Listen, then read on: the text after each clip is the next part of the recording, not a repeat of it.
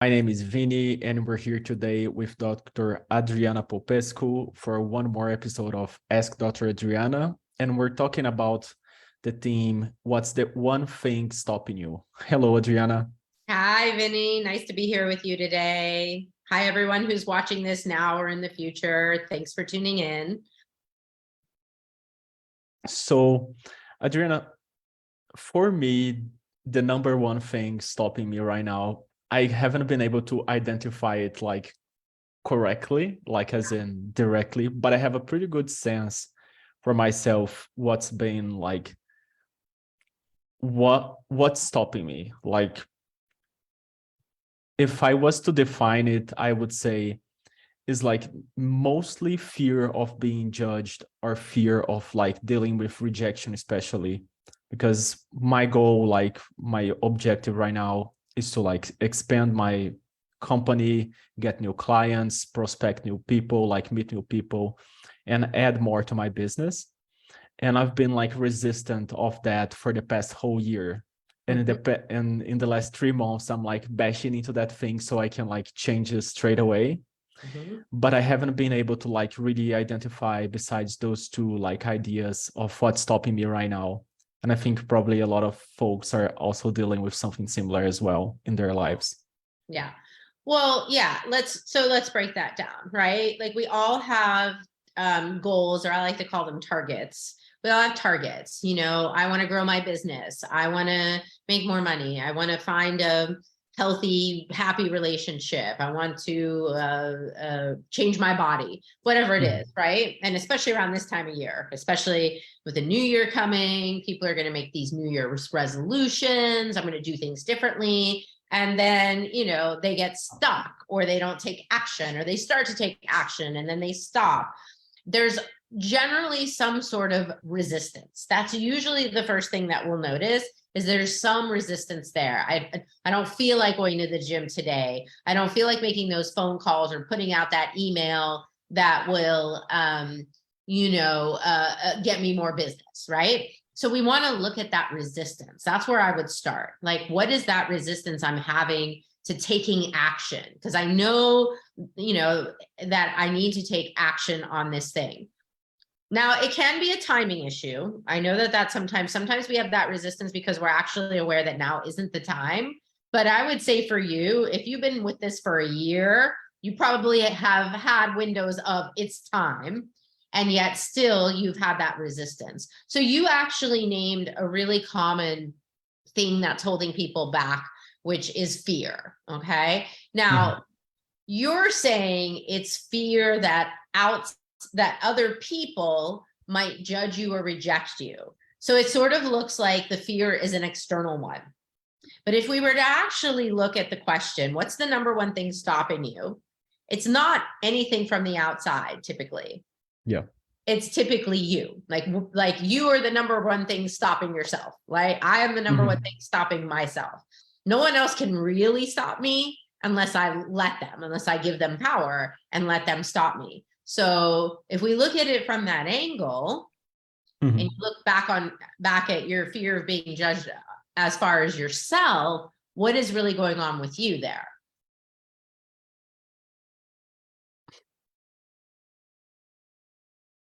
I'm aware that it's me myself, as in I'm stopping me, as in like, because I have a clear, no, the clarity aspect also plays a part here, because sometimes lack of that, I can see that restrains myself from choosing it. But it's more of a like me not being able to do the things that and bringing myself to do the things that I know that will actually create the result that I desire.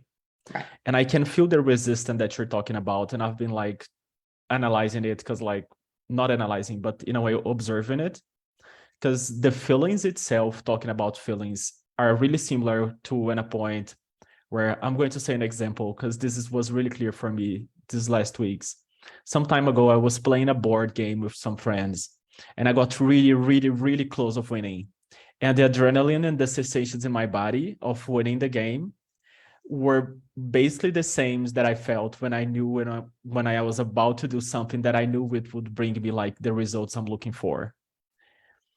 in the end, in the game, I didn't ended up winning because my other friend was like right a bit in front of me. But it's almost like that. The example of the game is how I see that stopping part in my life. Like I always get really close to choosing what I know it will get me the victory, but I Yeah. ended up not choosing it or choosing it later. And then Right. I don't, and then I stop myself from actually winning. Or sabotage yourself or whatever. Yeah, Right. Yeah. So how much do you have a fear of success? a lot, probably. Yeah.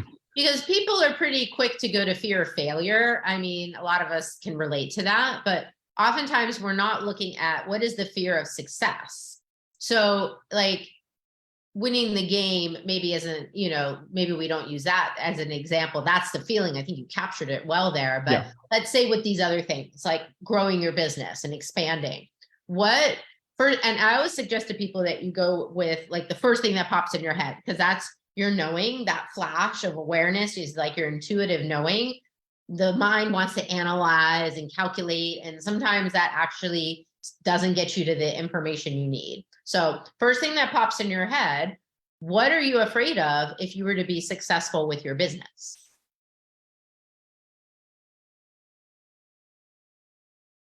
Okay, I'm going to be really vulnerable with that right now because like it what oh, that's new information. Thank you. It's literally like I wouldn't be able to be a child anymore. I'd have to grow up and be an adult. Yeah. Right. So if we were using, let's say, something like the Access Consciousness Clearing Statement, I might say to you, okay, so all of your resistance and fear around growing up and being an adult and doing adulting, so you wouldn't be a child anymore, would you be willing to destroy and uncreate that? Yes. Right, wrong, good, bad, pod, poc, all nine shorts, boys, povads, and beyonds. Now, that's just one tool in the tool bag that I use. A lot of people, that are watching this are familiar with Access Consciousness tools. That clearing statement is a bunch of acronyms all put together. If you want to find out more about it, you can go to theclearingstatement.com and watch a video about what it means. But we're basically bringing up different energies and using that statement to sweep them away. If we were using energy psychology techniques, we might tap on that. Even though I have this fear of being an adult, not being a child anymore, I love and accept myself anyways. And we might tap through some of the different aspects of that. We can use the Be Set Free Facts Q. There's 1,000,001 tools we can use to change these energies. Okay. But because you do access, I do access, I can use that here. So, so what does it mean to you, right? So we can dig a little deeper now. Well, what does it mean to you to be an adult or to not be a child anymore? What would that mean? What would that be like? This came in Portuguese. So something related to like suffering, not doing enjoyable things. Yeah. Yeah. Being an adult Things is like that. boring. Yeah. Being an Yeah. adult Yeah. is serious. Being an adult is not fun. It's Yeah. hard. You have to be responsible. Blah, blah, blah. All that is what you destroy and uncreate it. Yes.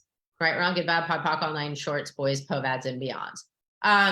So let's look for some evidence that that point of view is not actually true. This is now bringing in a little bit more of the cognitive behavioral, like classic kind of therapy approach. What evidence do you have that being an adult is bad? What evidence do you have that being an adult is not bad or not fun? So let's look for, can you think of any adult who is having fun? Yes. Who?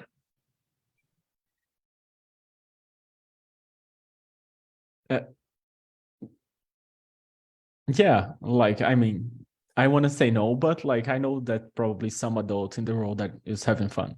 Yeah, like the heads of the creators of Access, Gary and Dane. Are they having fun most of the time? Yeah, heck yeah. For sure. Richard Branson, traveling the world, being a billionaire and doing all these crazy adventures. Is he having fun? Yes. Yeah. So we have some evidence that there are some adults out there who are adulting, and these people are running multi-million-dollar, billion-dollar organizations and still having fun. Mm-hmm. Okay. So what would it take for you to choose that? If they can do it, what if I can do it? What does that bring up?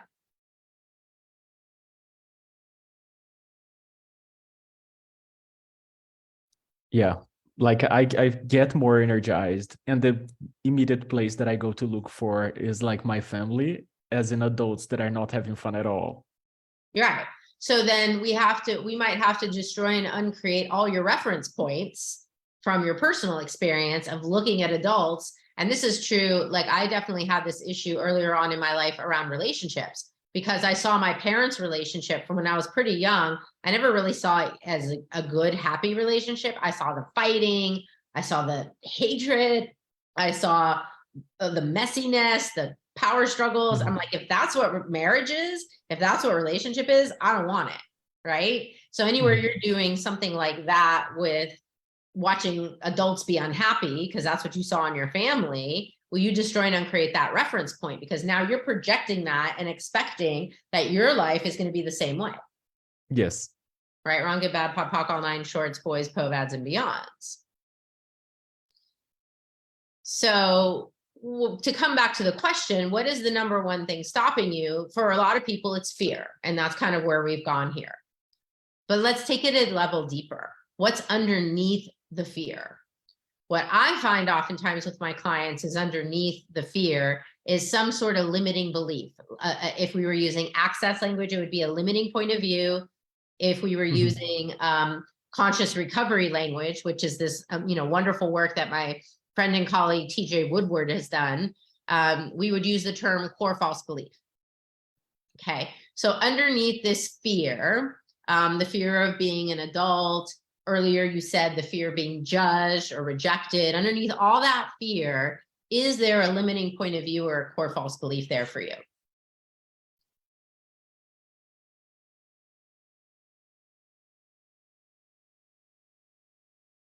Yeah. As in like that I'm not capable, like as in if I felt capable, yeah, the fear wouldn't exist.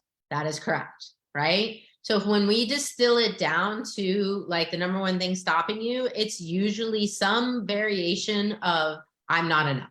That is what I see as the lowest common denominator of core false beliefs. And it can show up any number of different ways. It's I'm not capable, I'm not smart enough, I'm not talented enough, I'm not pretty enough, I'm not thin enough. Other people are, that brings in the comparison thing. Other people are smarter than me. Other people can do this, but I can't. I'm unlovable. I mean, it obviously a million different permutations on that same concept, but fundamentally it's a lack of trust in oneself and one's ability to actually be successful, right? Because what's the worst thing that would happen if you were successful besides having to be an adult? Like, what would be the worst thing?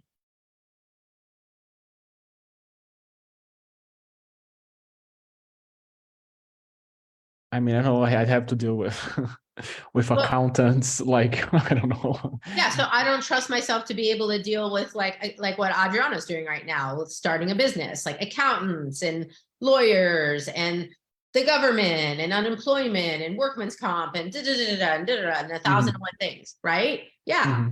Okay, so I could have looked at all of that when starting like Firebird Healing, plug for my trauma healing center, where I'm having to learn all these things that I've never had to deal with before in running my business.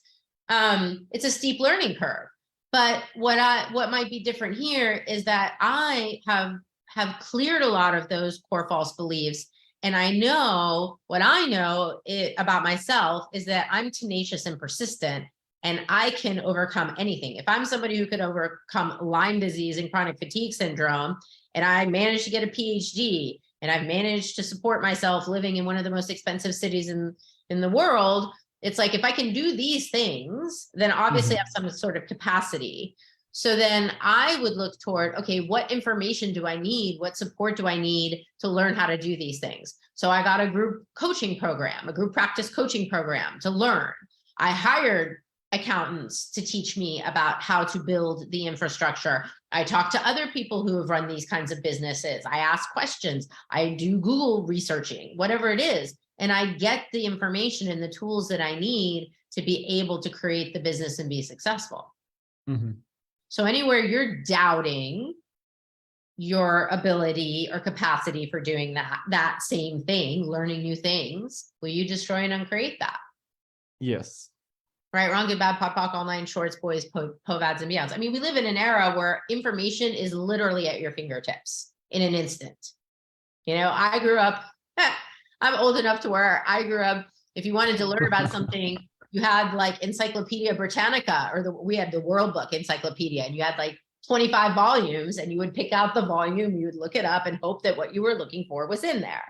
And now we live in an era where we can get information instantly. So everything, there are programs out there, how to run a business, how to get started. You know, you can hire people who are experts at it, who know how to do it. Things are much easier now. Yeah. So if you look at it from that perspective, what do you notice happens to your fear around this? It's more like there's more calmness at the same time. Mm-hmm. And I also noticed like the excitement, maybe like that rush that you get when you're like about to win. Yeah. Yeah. Cool. So it's like, then I would say that's like a more positive kind of, because like the energy of fear and doubt contracts, right? And that enthusiasm, that excitement is more expansive. So then if you wanted to grow that, you could just, you know, ask a question like, how can I expand that? How could I keep, you know, like, it's like you've planted a seed of possibility. How can I grow that seed? What action could I take? Who could I contact? What's next to keep that energy going? So, I mean, I think that's just kind of the reason I wanted to work with Vinny today on this, is to kind of give you guys an overview of like how this can work. It's like, you know, it's sort of steps, like, what's the resistance? Is there a fear? Is there doubt? Does that go deeper into like a core false belief? I don't trust myself. I don't believe I can. Or maybe it's not safe. Maybe it's not safe for me to be successful. I know I had to look at this one, you know, as a woman. I had some fear around becoming more well-known. I was afraid all the crazies would come out, the stalkers, and some weirdos going to show up on my doorstep, because look at celebrities. Look at how many celebrity and men and women, of course, but like how many, I remember when that woman, she was an actress, had a stalker who found her and killed her, right? Like, so, you know, POC and POD, those things like, oh, that could happen to me. But underneath that, you know, there's a belief that I'm not safe, and there's a belief that I can't defend myself or protect myself. So those are also limiting points of view that I might need to destroy and uncreate, so that I don't have to live in fear and therefore not take action. And then looking at those core false beliefs, once you get a sense of what they are, you said, you know, around not being capable, for example, where is it coming from? That's when we can do the deeper work. Well, my belief maybe came from my parents who grew up in a communist country. They didn't feel very safe. Maybe I got that from them. If you're someone who's open to other lifetimes and experiences and other realities, did something happen in another lifetime that resulted in you feeling unsafe or not capable, right? Maybe you had a business in another lifetime, Vinny, that was a total failure, and everyone, you know, suffered as a result. All these people suffered as a result. And then you walked out of that lifetime saying, oh, I'll never do that again. I'll never be that successful. It's not safe. Like, people died, bad things happened. Everyone hated me. You know, I don't want to risk that again. So we have these crazy things that are running these programs that are running our subconscious, these limiting points of view, these core false beliefs. And the good news is, if we do some inquiry, if we use tools, if we ask questions, we can get to what those are, find out where they came from, and then use tools. We can cognitive behavioral therapy. Like I said, we could challenge the belief. What evidence do you have that supports this belief? What evidence do you have that doesn't support this belief? What's a more balanced way to look at it? We might POC and POD it using the access clearing statement. We might tap or use another energy psychology tool. But the good news is, once we've identified what that limitation is, we can change it. And sometimes we don't even know what we can't quite define it or identify it. We just have a sense of the energy. There's just this yucky energy. Well, we can clear that too, even if we don't cognitively know what it is. The tools will still work. So that was kind of the overview that I wanted to give today. Let me check in with you around how are you doing now with all this? Yeah, now after all those questions, I'm wondering where this came from. And I get some ideas. Yeah. Yeah. It's oftentimes, I mean, even if you just stick to like this, your history in this lifetime, oftentimes it's something that happened in your childhood, like maybe, you did an art project or something that you were really proud of and you showed it in front of the whole class and then people laughed, right? And then you're like, okay, well, I'm never going to do that again. That's not okay. Or, your parents said something to you, or you took the fear and doubt on or core false belief from someone else. Like maybe you took it on from your family, from a parent. And you think about, people often disregard like this, that it's actually called pre and perinatal psychology. There's a whole branch of psychology that looks at this. What are the experiences you had for 9 months living inside your mother? How many fears and doubts did she have about herself? How many core false beliefs was she functioning from? And did you take some of those on? Did you absorb those? Because as a little baby in the womb, you don't know the difference between you and your mom. Everything, you're swimming in her traumas, her emotions, her experiences. You're swimming in all of that. You might, as a little child, absorb that and think that it's true for you. Or as a little kid, if you always are seeing your mom or dad or whoever looking in the mirror going, oh, I'm so ugly, I'm so fat, I'm so this, I'm so that can plant the seeds for your own body image issues, or body dysmorphia, and then it certainly doesn't help that you're getting the messages from the media, social media and Hollywood and all those commercials for plastic surgery and magazines and airbrushing. And you think, oh my God, I'm supposed to look like that. I don't look like that. There's something wrong with me. Like that's how the seeds form. They're usually very early in life when we're so young and so impressionable.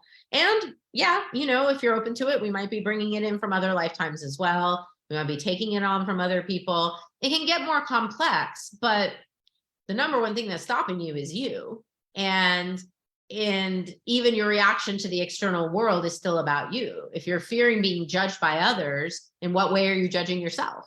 Right? It always seems to come back to these core false beliefs. And that's really what my work is so focused on these days, whether it's my work at the drug and alcohol rehab, where I'm running groups and conscious recovery groups or energy psychology groups, and we're talking about these things, or if I'm working in my private practice or doing workshops or writing books, because what is, the exciting new thing that's happening literally in the next few days is my first solo book is going to be released, and it's called What If You're Not As Fucked Up As You Think You Are? And basically what we talked about today in this Facebook Live is what this book is all about. It's about looking at how we come to believe lies about ourselves and what we can do to change them. So I go into how we form these kinds of belief systems, where we get them from, some of the things I mentioned today. I talk about trauma. I have a whole chapter devoted to trauma and how all kinds of life trauma, big T trauma, little t trauma, how that impacts us and how we see ourselves. And then I start looking at what are the different tools that we have that can start to challenge and shift these limiting perspectives we have on ourselves. So I start with traditional cognitive behavioral therapy, thought records, cognitive distortions, things like black and white thinking, personalization, maximizing, minimizing, those kinds of things, catastrophizing. And then I move into energy psychology and how energy psychology kind of works with these beliefs and psychological reversals. And then I move into access consciousness and how it takes a different approach to limiting points of view and, being an infinite being and who does it belong to, and, those kinds of tools.